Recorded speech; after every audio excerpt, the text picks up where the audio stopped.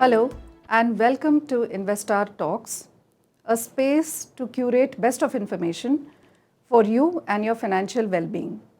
Today in conversation with us is Mr. Prasun Gajri. We would like you to share about unit-linked plans that can be of benefit for all our customers.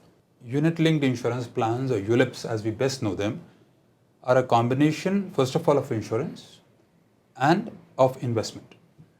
So effectively, you are buying insurance based on a defined goal for yourself, and at the same time, you are looking at investing a part of the money in various fund offerings which a company will provide you. So therefore, it's a great long-term option for not just ensuring your future, but also planning your long-term financial goals, irrespective of whether you are around later or not. So I think that is broadly what ULIPs is. So what would be your advice to customers about handling these instruments during market ups and downs? Very simple. Let's look at first of all what ULIPs are and what do they provide us, right? First of all, why are ULIPs an important financial planning instrument and tool? 2-3 things very clearly. Number one, they are very long term. You can choose a tenor, but in my view, at least 10 years should be the tenor for a normal ULIP. Number two, they are very flexible. You can choose the term of the policy, you can choose the frequency of your payment, you can choose the way you want to invest your funds, allocation to various asset classes. They are actually, over the long run, competitive in terms of charges compared to all other financial instruments which are available. So overall, these are plans which effectively take care not just of your insurance requirements, as I said, but also allow you to invest your money as per your requirements over a long period of time. So let me kind of talk to you about the basic question which you asked as to people are not willing to invest in ULIPs over a longer period of time, number one, and during market downturns they tend to withdraw. I think I've been in the markets for a fairly long period of time now, and few lessons which I have learned by being in the markets are as follows. Number one, to make money in the market, you have to be invested. You can't be out of the market and expect to make money, clearly. Number two, markets do not run in a uniform pattern. So if across the years you look, the days on which markets actually give you returns are a very small number of days. Right? So if you're not invested on those days, frankly, you'll miss out on the returns, which again tells you that you have to invest in the market over a long period of time. Now comes the question whether you should not be investing when the market goes down. I think that is the best time to invest in markets at times. Because what we're talking about is a long-term return. We are not really talking about how the market is going to behave over the next 3 months, 6 months. It's very possible that after you pay your premium, markets may go down. It's also possible that the markets may go up. So therefore, trying to time the market for even for a professional investor is a nightmare actually. And if you are pretty much a retail investor, I would definitely say that it is not advisable. And in my view, I personally don't find timing the market a great thing. It works out sometimes, it doesn't work out most of the times. So therefore, and on the final point actually speaking, if you're looking at 10 to 15 years, right? And you believe that markets over this long period will give you, if I take the historical data, give you say mid-teen kind of returns, then frankly, does it matter? The market is 4% down or 5% down today over a long period of time, it all balances out. So I am quite clear that stopping paying the premium payment for ULIPs is not a great idea at all, very clearly. ULIPs are long-term instruments. They need to be looked at like that. You have to treat investments from a longer-term point of view, be invested, and take advantage of the days on which markets actually give you returns. I think that is the broad gist of what I would like to say. Right, Prasun. And all of us have seen through times and ups and downs in market. But also all of us know that there are emergencies in life, right? So you would want to take some money. What are the options available in unit-linked plans that, I can deal with some of the emergencies that I have, if so? So ideally, if one is doing proper financial planning, unit-linked should not be the instrument for emergency fund requirement, right? There should be other avenues which can be really utilized for emergency fund requirements. Having said that, there are always going to be cases where people go through challenges and there is requirement for funds at that point of time. So in my view, the best option under ULIP is to look at partial withdrawals. So after your lock-in period finishes, after the 5 years, you have the ability to withdraw partially. So, and it's clearly a self-explanatory term, right? You're not withdrawing the entire money. Right. You're not surrendering the policy, because if you surrender, you really lose out. Yeah. You're withdrawing part of the money back. Yes, obviously it will lead to some lowering of your sum assured, but that is the price you pay for it. But otherwise, you can really withdraw partially based on the current prevailing NAV at that point of time. So I think that's a useful feature to have, and that allows you to kind of utilize the money which is lying in ULIP, at least up to a partial extent.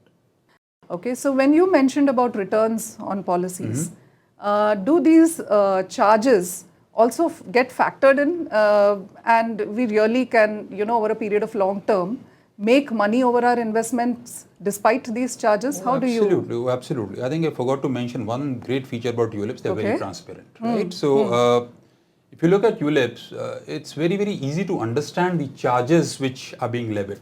And charges typically come in three forms here. The first is what gets deducted from your premium, right? Second is what gets deducted as the units deduction. So units will come down to kind of pay for the charges. And third is typically asset management charge, which gets deducted before your NAV is calculated. So these are the three forms of charges. On an average, if you look at ULIPs, 2.5% of the amount is typically the charge over a period of time. Charge is not uniformly distributed over the life of the policy. Depending on which product you buy, which etc., it could vary a little bit here and there, but broadly speaking, the charges are more front-loaded than back-loaded. Okay. Right? So if you want to average out those charges, if you stay for the long run, your charges get averaged out. And the longer you stay, actually the average charge reduces till a particular limit.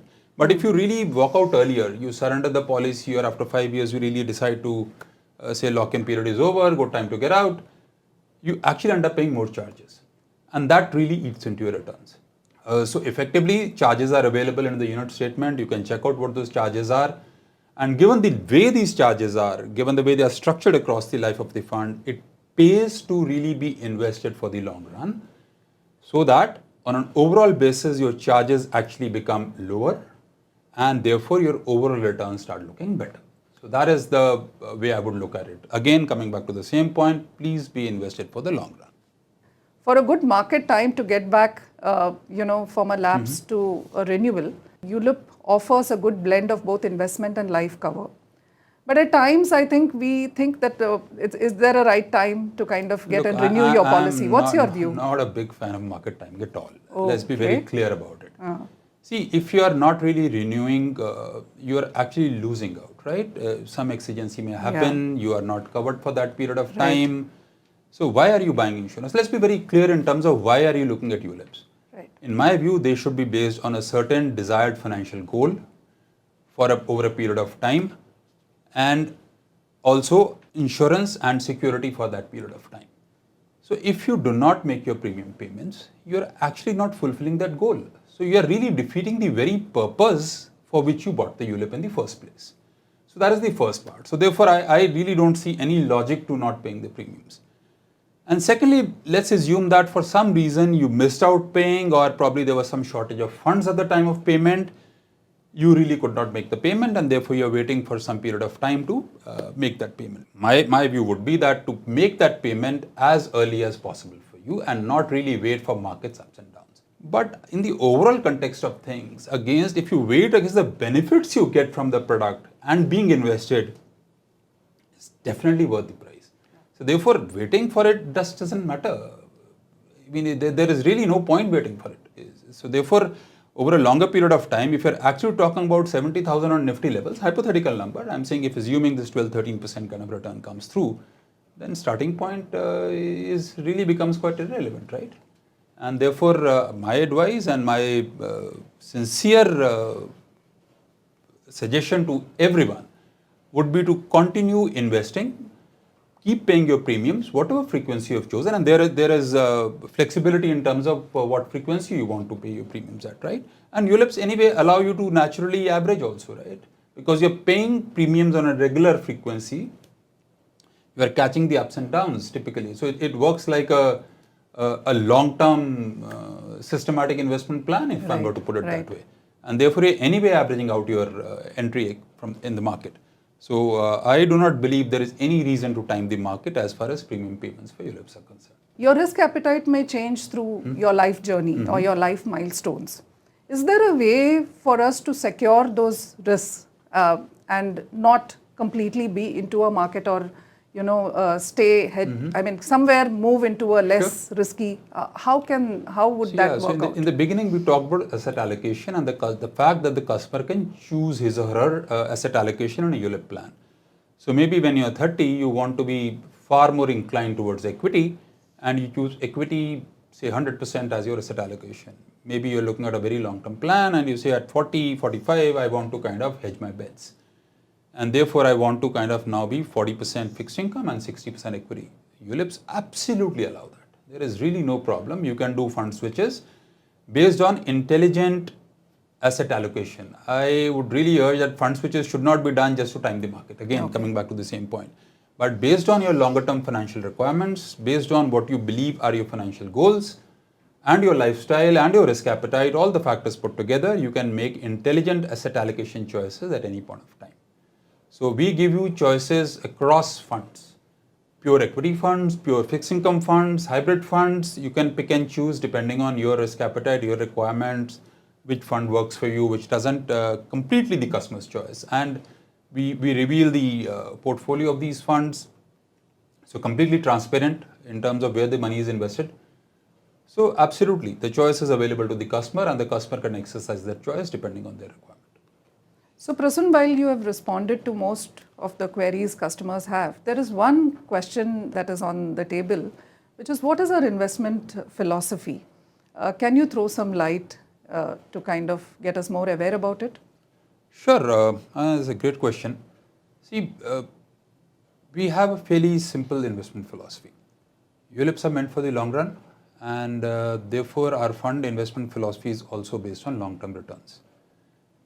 On the equity side, our intention is to beat the underlying benchmark over a longer period of time. When I say longer period of time, I'm talking about 3, 5, 7, 10 years. And I think broadly we have succeeded in doing so across our funds. Most of our funds are actually beating the benchmarks and doing quite well, and therefore creating long-term wealth for our policyholders.